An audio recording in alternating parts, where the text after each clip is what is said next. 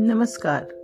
ये है फलक की कहानियों का अद्भुत संसार, किस्सा कहानियाँ जिनमें हम लिखते हैं खुद को। मैं हूँ ममता सिंह देवा और आपको सुना रही हूँ प्रसिद्ध लेखक अमृतलाल नागर जी की लिखी कहानी सिकंदर हार गया।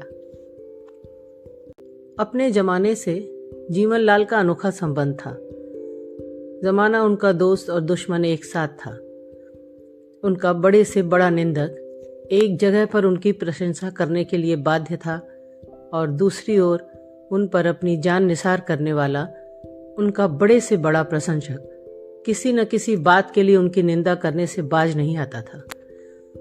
भले ही ऐसा करने में उसे दुख ही क्यों न हो, परिचित हो या अपरिचित, चाहे जीवनलाल का शत्रु ही क्यों न हो, अगर मुसीबत में है तो वह बेकहे बुलाए आधी रात को भी तन मन धन से उसकी सहायता करने के लिए तैयार हो जाते थे। उस समय वे अपने नफे नुकसान की तनिक भी परवाह न करते थे, लेकिन व्यवहार में बड़ी ओछी तबीयत के थे। अपने टके के लाभ के लिए किसी की हजारों की हानि करा देने में उन्हें तनिक भी हानि न होती थी। वह स्त्री के संबंध में भी बड़े मनमाने थे। इज्जत आबरूदार लोग उनसे अपने घर की स्त्रियों का परिचय कराने में हिचकते थे और ऐसा करने पर भी वे प्रायः जीवनलाल से जीत नहीं पाते थे। शहर के कई प्रतिष्ठित धनीमानियों की घरेलू अथवा व्यवसायिक अथवा दोनों तरह की आबरूओं को उन्होंने अपनी खूबसूरत शिकंजे में जकड़ रखा था। वह भी इस तरह की, हम मासूम हैं, तुम्हारे गुनहगार में फंसाए गए हैं, खुद गुनहगार नहीं। जीवन बाबू तकदीर के सिकंदर थे। बहुत से पुरुष सुंदर होते हैं, मगर अक्सर वे ही स्त्रियों को अपनी ओर आकर्षित कर पाते हैं जिनका सौंदर्य नारी जैसा कोमल न होकर पुरुष जैसा कठोर होता है। ऐसे लोग पुरुषों के बीच में अपनी छाप छोड़ते हैं और स्त्रियों में धाक जमाते हैं। जीवनलाल ऐसा ही रूप और डील डॉल लेकर एक मामूली से क्लर्क के यहाँ जन्मे थे। अपने स्कूल कॉलेज के जीवन में न कभी फेल हुए, न प्रमोटेड जैसी निचली श्रेणियों में ही पास हुए, मगर अध्ययन प्रिय लड़कों में उनकी गिनती कभी नहीं हुई। हाँ, खेलकूद, नाटक, जलसे जैसे कामों में वे हमेशा चोटी के लीडर माने गए और यहीं से बड़े बड़े घरों के सहपाठियों के सहारे उनके घरों में उनका आना जाना भी आरंभ हुआ। शुरू से ही उन्हें ऊंची हैसियत वालों का साथ पसंद था। 10 वर्ष पहले जीवनलाल ने एक नए स्थापित होने वाले ईंटों के भट्टे पर क्लर्की से अपना जीवन आरंभ किया था और आज वे स्वयं अपने भट्टे के मालिक, रेलवे के बड़े ठेकेदार और अब शहरी इमारतों के भी ठेकेदार हो गए थे। शहर में उनके 8 मकान किराए पर उठे हुए थे। खुद अपने लिए भी एक छोटी सी अमेरिकन स्टाइल की खूबसूरत बंगलिया उन्होंने बनवा ली थी। एक गाड़ी भी थी। रहन सहन ठाटदार था। जीवनलाल देखते ही देखते शहर के प्रसिद्ध व्यक्तियों में एक हो गए थे। प्रकाश ब्रिक वर्क्स के मालिक लाला शंभुनाथ उनके एक सहपाठी के चचेरे भाई थे। तभी से दोस्ती हो गई थी। लाला शंभुनाथ यूं तो स्वयं भी एक लखपति घराने के ही थे, लेकिन उनका विवाह एक ऐसे घर की इकलौती लड़की से हुआ था जो उत्तराधिकार में इतनी संपदा लाई थी जिनकी उनके सम्मिलित कुटुंब की थी। शंभुनाथ बड़े गंभीर, दुनियादार और कुशल व्यवसाय बुद्धि के थे। उन्होंने अपनी पत्नी की जायदाद को अपने श्रम से कुछ अधिक बढ़ाया। उनकी पत्नी प्रकाशो बीबी यूं बड़ी पति परायण थी, पर उनके घमंड से पति परमेश्वर को भी दबना पड़ता था। शंभुनाथ ने अपनी पत्नी से बकायदा लिखा पढ़ी करके 25,000 रुपए लिया और ईंटों का भट्टा खोला था। जीवनलाल उन दिनों काम की तलाश में भटक रहे थे। संयोग से शंभुनाथ मिल गए। बातों बातों में जीवनलाल ने कहा, यार कोई काम बताओ। तो शंभुनाथ ने कहा कि मेरे भट्टे का हिसाब किताब संभालो। अभी 100 रुपए दूंगा, बाद में काम जम जाने पर बढ़ा दूंगा। जीवनलाल जब प्रकाश ब्रिक वर्क्स के क्लर्क बने। उस समय शंभुनाथ की आयु 35-36 के लगभग थी। उनकी पत्नी उनसे 5-6 वर्ष छोटी थी। वे 4 बच्चों के माता पिता थे। जीवनलाल आयु में दोनों से छोटा 25 वर्ष का था, इसलिए घर में बच्चों का चाचा बनकर प्रवेश किया। लाला शंभुनाथ तौलने वाली नजर रखने के बावजूद शक्की स्वभाव के थे।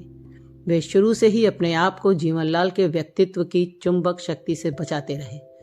फिर भी उन्होंने अपने को क्रमशः उनके वश में होते हुए पाया। वे उन्हें छोटे भाई की तरह प्यार करने लगे।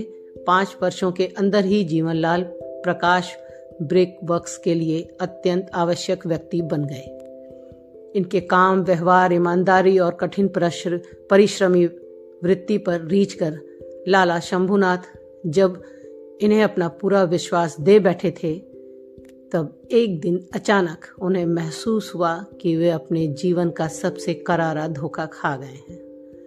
उनका अत्यधिक विश्वास पात्र कर्मचारी उनकी अत्यधिक विश्वास पात्री गृहलक्ष्मी के प्रेम का साझेदार बन गया था। प्रकाशों बीबी यों पुरुष सुख की भूखी या अधिक बदनीयत न थी। उन्हें अपने बाल बच्चेदार और कुलीन होने का भी चौकस होश था, पर हुआ यह कि चतुर, दबंग और दूसरों पर हुकूमत करने वाली नारी अपने जीवन में पहली बार किसी पुरुष को सच्चा आदर भाव देने के लिए अपने आप से मजबूर हो गई थी। भट्टे का हिसाब किताब संभालते संभालते जीवनलाल शंभुनाथ की दौड़ धूप बचाने के लिए अक्सर प्रकाशो बीबी की जायदाद का काम भी संभालने लगे। उनकी सलाह पर चलकर जहां शंभुनाथ को अपने धंधे में मिला, वहां ही प्रकाशो बीबी के बैंक के खाते में भी ऐसी बढ़ोतरी दिखाई दी। प्रकाशो बीबी ने अपने पति पर दबाव डालकर जीवनलाल को उनके भट्टे की नौकरी से हटाकर अपनी जायदाद और अपने पैतृक काम धंधे का मैनेजर बना दिया। उन्होंने कुछ एक जायदादों की खरीदी बेची में प्रकाशों बीबी को कुछ ही महीनों में 5.5 लाख रुपयों का धनी बना दिया। प्रकाशों बीबी बेहोशी में जीवनलाल पर रीझी और जीवनलाल ने बड़ी होशियारी से उस रीझ को बनाकर ऐसे कमजोर क्षणों में प्रकाशों बीबी को अपने वश में कर लिया कि उन्हें अपने पाप पर पछताने तक का अवसर न मिला। इसके बाद जैसे शंभुनाथ अपनी पत्नी के पैसे पर अपना स्वतंत्र विकास कर रहे थे, वैसे ही जीवनलाल भी करने लगे। शंभुनाथ उनसे ईर्ष्या करके भी उनसे अपना संबंध तोड़ नहीं पाते थे। प्रकाश ब्रिक वर्क्स फर्म के अधीन ही उन्होंने रेलवे की इमारत बनाने का ठेका प्रकाशो बीबी के पैसे के बूते लिया। मुनाफे में 8 आने अपने, 6 प्रकाशो बीबी के और 2 आने शंभुनाथ के भी रखे। इन ठेकों का खाता अलग था, फर्म का नाम एक ही था। शंभुनाथ अपनी इज्जत और मुनाफे के लालच में जीवनलाल से अपना नाता न तोड़ पाते थे। जीवनलाल उनके सामने बराबर यही झलकाता कि दोष मेरा नहीं, तुम्हारी पत्नी का है। स्वयं प्रकाशो बीबी के ऊपर भी वह ऐसी धौंस जमाता था। तुम रीझी थी, तुम्हारी रीझ में अगर मेरा पुरुष मन लुभा गया तो यह दोष मेरा नहीं। मन ही मन में एक जगह उनसे प्रकाशो बीबी भी कहती थी और शंभुनाथ भी, पर दोनों उन्हें छोड़ नहीं सकते थे। खास तौर से स्त्री का अपराध जटिल हठीला मन अब अपने अपराध के कारण को छोड़ने के लिए तनिक भी तैयार न था। जीवनलाल के जीवन में यही एक घटना घटी हो सो बात नहीं। रईस स्त्रियों पर अपना रंगीन प्रभाव जमाने में वे कुछ तो चतुर थे और कुछ सिकंदर भी। हर शरीफ आदमी अपने घर में उनका आना हरगिज पसंद नहीं करता था, फिर भी कोई उन्हें अपने घर में आने से रोक नहीं सकता था। उनकी आंखों की मोहिनी शक्ति, उनके व्यवहार की मिठास सबको मजबूर करती थी। जीवनलाल की उम्र के 36वें साल में उनके जीवन में एक विशेष घटना घटी। शहर में लोहे के मशहूर व्यापारी लाला मुसद्दी लाल की विधवा बेटी से उनका विवाह हुआ। यह सदाचारी, व्यभिचारी अपने होने वाले बच्चे की माता और उसके प्रतिष्ठित नानाकुल की मान रक्षा के लिए ही विवाह करने को मजबूर हुआ था। मगर इस समय तक उनका मन कुछ इस तरह पक चुका था कि वे किसी भी स्त्री के चरित्र पर विश्वास ही न कर पाते थे। लीला इनके घर में क्या आई, कैद में पड़ गई और ये घर से बंधने लगे। अपने मन का संदेह इन्हें चैन नहीं लेने देता था। दिन में 8-8, 10-10 बार बिना किसी कामकाज के ही ये अचानक घर का चक्कर काट जाते। रेलवे की इमारतों का ठेका होने की वजह से महीने में 15 दिन इन्हें दौरे पर भी रहना पड़ता था। ये रात में अचानक लौटकर अपनी पत्नी के सतीत्व की परीक्षा करने के लिए बहाने बहाने से सारे घर की जांच किया करते थे। बहाने से पलंग के नीचे झांकना, बहाने से कबर्ड खोलकर देखना, सर्दी की रातों में भी बहाने से छत झांक आना इनकी आदत में शामिल हो गया। लीला 6 महीने में ही इनसे तंग आ गई। वह अक्सर झुंझला पड़ती थी, खींच खींच उठती थी। लीला चतुर गृहिणी थी। वह अपने पति के कारोबार का हिसाब किताब जांचने सहेजने के कारण इस प्रकार से उनकी प्राइवेट सेक्रेटरी भी हो गई थी। अपने पति के शक मिटाने के लिए उसने प्रयत्न किए, पर जितना ही एक निष्ठ करने का प्रयत्न करती उतना ही वे चौंकते जाते थे।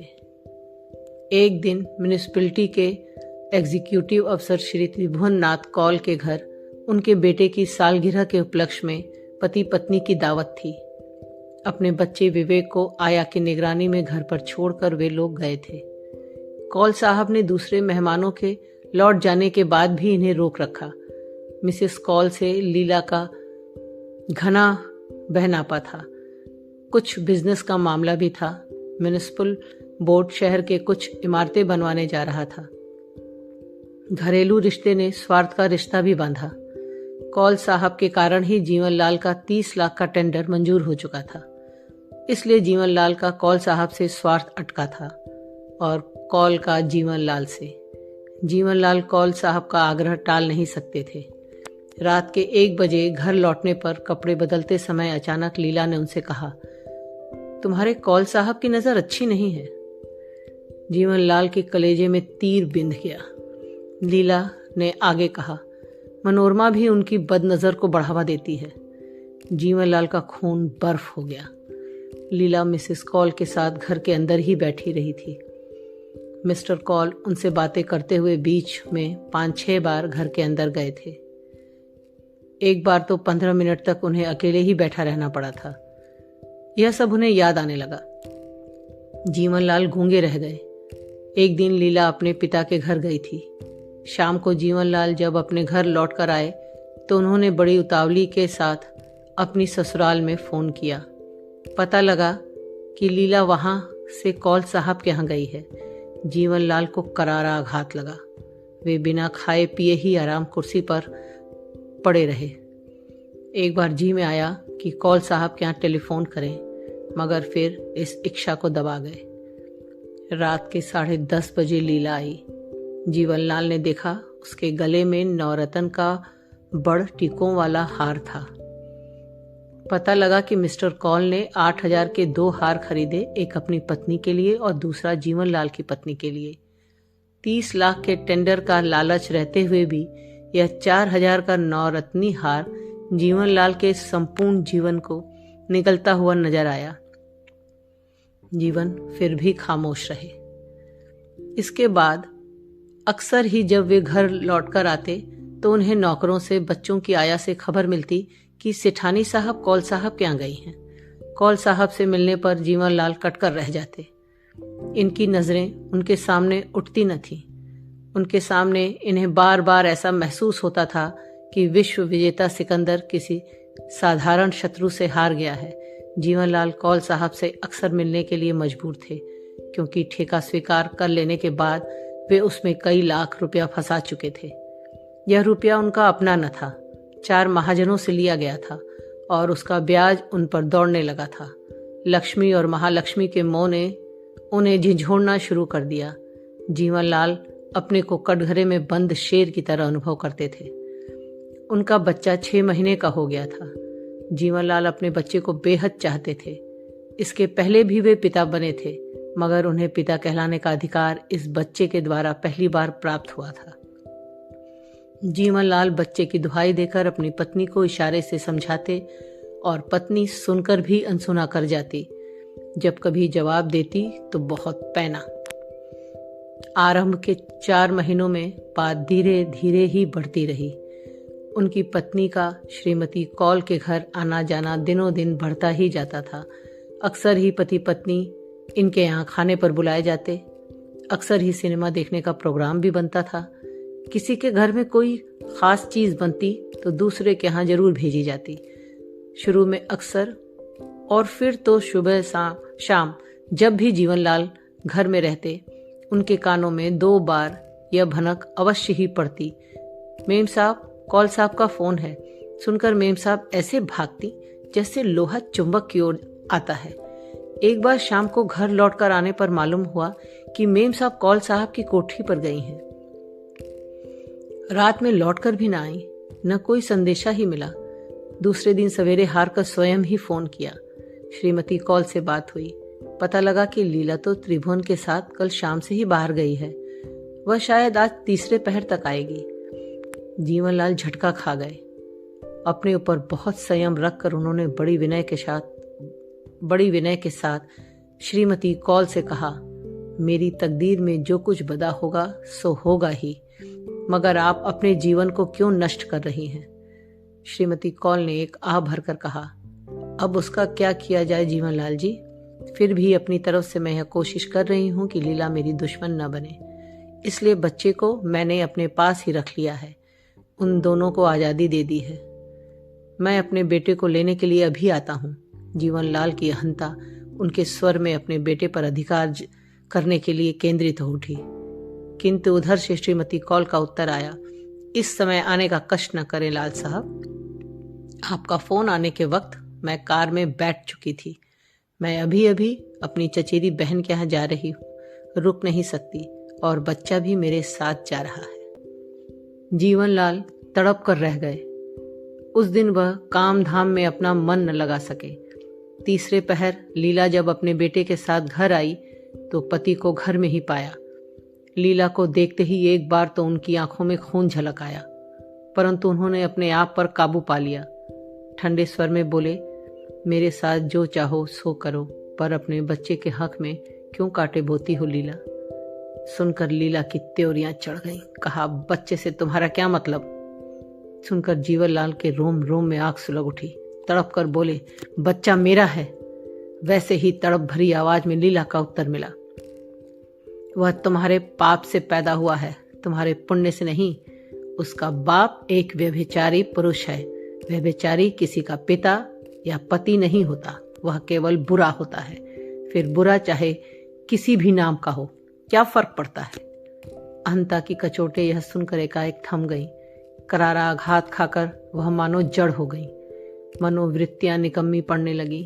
आग की लपटें अपने आप को ही खाकर क्रमशः मंद पड़ने लगी। कमजोरी के अथाह सागर में आदर्श के तिनके का सहारा लेकर जीवनलाल ने कुछ उखड़ी और कुछ पुजी सी आवाज में कहा, स्त्री जाति ही तो दुनिया की इज्जत है। औरत को लेकर ही इज्जत का सवाल उठता है। मेरी और तुम्हारी बुराई में बहुत अंतर है, मगर मेरी बुराई की जड़ भी तुम ही हो। पराई औरतों की इज्जत बिगाड़ने में मजा आता है। मैं भी कभी पराई थी, तब उपदेश न दिया। जीवनलाल सिर झुकाए बैठे रहे, गोया कमरे में अकेले बैठे रहे। फिर तेजी से उठकर बाहर चले गए। उन्होंने इस तरह झटके के साथ कुर्सी छोड़ी मानो पिस्तौल का ट्रिगर छोड़ा हो। इस तरह खट खट गए मानो गोली छूटी हो। जीवनलाल के उस समय सचमुच घातक मूड में थे। यदि उनके पास पिस्तौल होती तो शूट कर देते। शायद लीला को, शायद अपने को, या शायद दोनों को ही। हिंसा का जब मूड बना हो तो अपना सब कुछ, घर मकान बाग बाड़ी जमीन जायदाद इज्जत, आबरू, दीन दुनिया सब कुछ धूल खाक कर देने की तमन्ना बवंडर से उठी और रोम रोम पर छा गई। पर वे किसी को न मार सकते थे। वे अपने गुनाह के एहसास से बंधे हुए थे, उस बंधन को तोड़ नहीं सकते थे। जब लाला शंभुनाथ ने उनकी और प्रकाशो बीबी की चोरी पकड़ी, तब प्रकाशो बीबी ने किस दृढ़ता के साथ पति को अपने प्रेम में बाधक होने से रोका था। जीवनलाल तब मन ही मन में कितने प्रसन्न हुए थे। लाला शंभू के चरित्र में इस प्रकार की कोई खोट न थी। वे पत्नी के धन से दबे थे और इशारतन जीवनलाल उस दबाव को बढ़वाया ही था, लेकिन अपने केस में वे खुद ही दबे थे। लीला को भी उन्होंने खींच खींच कर अपनी वासना का भोग बनाया था। वे किस जबान से लीला को श्री या श्रीमती कौल को बुरा कहते। अपने परोपकार से दबाकर उन्होंने कितना ही मध्यम वर्गीय गरीब स्त्रियों और कुमारियों को अपनी इच्छा के आगे समर्पित कराया था। वे अपनी दुराचारी वृत्ति के दास थे। यह सच है कि वे इस लालच से ही परोपकार न करते थे, पर यह भी सच है कि अपनी इस कुदरती खूबी का फायदा वे अपने तन की प्यास बुझाने के लिए खूब उठाते थे। दिन बीतने लगे। लीला और जीवनलाल की बोलचाल एकांत में एकदम बंद हो गई। चार के समाज में वे अपना रिश्ता कायम रखते थे। लीला उस समय इनसे इतना मीठा व्यवहार रखती थी कि इन्हें भी दिखावे से मजबूर होकर मिठास घोलनी ही पड़ती थी। जीवनलाल अधिक से अधिक घर से बाहर रहने लगे। उन्होंने काम में अपने आप को जी जान से झोंक दिया। उनकी यह हार्दिक इच्छा थी कि म्यूनिसिपैलिटी का काम जितनी जल्दी हो सके पूरा कर दिया जाए, जिससे कि भविष्य में वे कौल साहब के प्रभाव से बच सकें। शायद तब वे लीला के ऊपर भी अंकुश रख सकें। उनका ऐश आराम छूट गया था। हाँ, फुर्सत मिलने पर वे शराब अधिक पीने लगे। वे शहर की जानी मानी नजरों से कन्नी काटने लगे थे। हर एक की नजरों में उन्हें अपने लिए माखौल और ताना भरा नजर आता था। अकेलेपन की साथी विस्की के गिलास के साथ सन्नाटों के छड़ों में अक्सर उनके कानों में नगर भर की कांव कांव गूंजा करती। जीवन, तूने बहुत से पतियों, पिताओं और माताओं के कलेजे चीरे हैं। तू शहद भरी छुरी है। तेरे कलेजे में घाव करने के लिए भी एक शहद भरी छुरी आई। तेरा रकीब तेरे कलेजे में घाव कर तेरा उपकार करता है। याद कर, जब तू शंभुनाथ पर अपना उपकार लाता था, तब उनकी नजरें तेरी ही तरह झुकी रहती थी। उस समय उनका चेहरा भी दिल की टीस को उसी तरह कसे रखता था जैसा आजकल तू रखता है। उदार प्रकृति के लोग अपने दुर्भाग्य पर बोझ पराए दोषों पर बहुत अधिक नहीं पटका करते। वे अपने दोषों के बोझ से स्वयं दबते और पीड़ा पाते रहते हैं। जीवनलाल ऊंची उम्र में आकर विवाह के चक्कर में फंसे और विवाह के पहले ही बरस में ऐसी गाज गिरी कि उनके जीवन की धारा ही रुकती नजर आई। वे बिजनेस में अपना मन फेंकते न फेंकते तो क्या करते। दिल के तपते रेगिस्तान को उठाए उठाए उनके प्राण बावले हो जाते। जीवनलाल अपनी निगरानी में बनती हुई इमारतों के नक्शों में, निर्माण में, उसके हिसाब किताब में सुबह से लेकर रात तक हठपूर्वक लगे रहते थे। उन्हें एक क्षण की छुट्टी नहीं थी। उन्हें चैन नहीं था। चैन सिर्फ दो ही चीजों में पाते थे, लीला के घर में न होने पर अपने बच्चे के साथ खेलने में, या ड्राइंग रूम को बंद कर विस्की और सिगरेट को साथ लेकर दर्द से घुटने और फिलॉसफी सोचने में। 10-11 महीनों में ही जीवनलाल का स्वास्थ्य गिर गया। उनके दोस्त अहबाब चिंता करने लगे। लीला ने फिर भी पति के प्रति अपना व्यवहार का रूखापन और कसाव न छोड़ा। लीला इन्हें छेदने के लिए हरदम पैनी बनी रहती थी। लीला किसी भी बहाने सुना कर कॉल द्वारा दी भेंटों का बखान करती। कई गहने, कई साड़ियां लीला और मिसेस कॉल के एक से हो गए थे। बच्चे के लिए भी अक्सर आते जाते बहुत से खिलौने त्रिभुवननाथ कॉल की भेंट के रूप में जमा चुके थे। लीला के कमरे में एक बेशकीमती वार्डरोब भी कॉल की भेंट के रूप में जीवनलाल की दृष्टि में हरदम चुभा करता था। एक दिन बच्चे के कमरे में प्रवेश करने पर जीवनलाल ने देखा कि जहां उनकी लीला के पिता की तस्वीर रखी हुई थी। वहां अब एक और फोटोग्राफ भी शामिल हो गया था। इस फोटो में त्रिभुवननाथ कॉल के एक ओर उनकी पत्नी खड़ी थी और दूसरी ओर लीला। उनका बच्चा विवेक त्रिभुवननाथ की गोद में था। देखते ही जीवनलाल पर ऐसी बीती कि मन का बांध टूट गया। वे स्थिर न रह सके, आपा खो बैठे। तस्वीर हाथ में लिए हुए वे तेजी से बाहर निकल आए। लीला अपने कमरे में लेटी हुई कोई उपन्यास पढ़ रही थी। जीवनलाल ने कड़क कर आवाज दी, लीला। लीला चौंक गई। यह स्वर नया था। उसने घूमकर जीवनलाल की ओर देखा और बैठी हो गई। जीवनलाल उसके सामने आकर उसकी नजरों में एक बार देखकर क्रमशः अपनी उत्तेजना खोने लगे। एक सेकंड के लिए उनकी गति ठिठक गई। इतने में ही गालियां प्रार्थना बन गईं। कलेजे के गुबार निकलते समय अचानक अपील की तरह सामने आए। उन्होंने कहा, तुम भले ही गैर की हो जाओ, मगर मेरे बच्चे को मुझसे मत छीन। मैंने कब छीना है? यह क्या है? जीवनलाल ने तस्वीर दिखाते हुए कहा। बड़े होने पर यह फोटो दिखला दिखला कर मेरे बच्चे को यह बहकाओगी कि जिसकी गोद में खड़ा है वही उसका पिता है। मैं तुमसे बदला लूंगी क्योंकि मैं तुमसे घृणा करती हूं, मगर अपने बच्चे से भला क्यों बदला लूंगी? मेरे सवाल से इस जवाब का क्या संबंध है? विवेक से झूठ बोलकर मुझे लाभ क्या होगा? तब तुमने क्यों एक ऐसे शख्स की गोद में देकर उसका फोटो खिंचवाया है जो कि उसका पिता नहीं है, लेकिन उसकी मां का, और वह तस्वीर होश संभालने के पहले ही उस कमरे में रख दी गई है। इसे रखते समय मेरी इच्छा तो यह थी कि तुम्हारी तस्वीर यहां से हटा दूं। विवेक के होश संभालने पर, तस्वीरों के संबंध में पूछने पर मैं कम से कम अच्छे लोगों का परिचय उसे दे सकूंगी। तुम्हारे जैसे लंपट दगाबाज मीठी छुरी का परिचय देकर मैं अपने बेटे का कान अपवित्र नहीं करना चाहती। लेकिन तुम कॉल या उसकी बदकार बीबी ही। हम तीनों, जीवनलाल की पत्नी ने शेरनी की तरह तड़प कर कहा, हम तीनों में वह पुरुष जिसकी गोद में विवेक खड़ा है, उसमें और तुम में वही फर्क है जो गंगा और नाले में है। एक ही पाप के लिए मैं बुरा और वह किसी ऐसे पाप के अपराधी नहीं है। उनकी पत्नी को इसका पूरा विश्वास है। तुमने मुझसे कहा था कि त्रिभुवन और उसकी बीबी? जीवनलाल ने क्रांतिकारी के समान उत्तेजित होकर पूछा। जीवनलाल की बात तेजी से काटते हुए लीला बोली, झूठ कहा था। क्यों? सुनोगे?